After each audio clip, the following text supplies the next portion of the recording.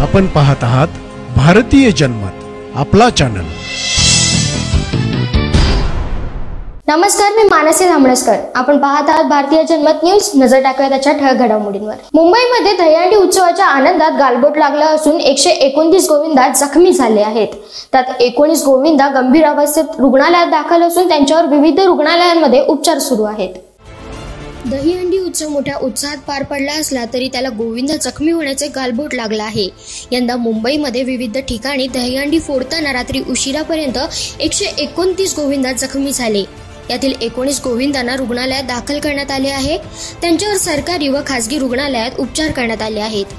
दहीहंडी फोडताना जखमी झालेल्या गोविंदांना आरोग्य सेवा पुरवण्यासाठी KM, नायर, शिव, कपूर या मुंबई महानगरपालिकेच्या रुग्णालयांसह JJ रुग्णालय, सेंट जॉर्जेस व GT रुग्णालय यांनी सर्व तयारी सज्ज ठेवली होती। मंगळवारी सकाळपासून विविध ठिकाणी दहीहंडी फोडण्यास सुरुवात झाली। दहीहंडीचा उत्साह वाढत असतानाच गोविंदा जखमी होऊ लागले।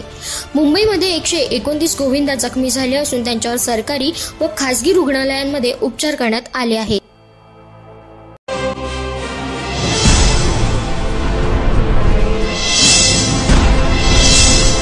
आपण पाहत आहात भारतीय जनमत, आपला चॅनल।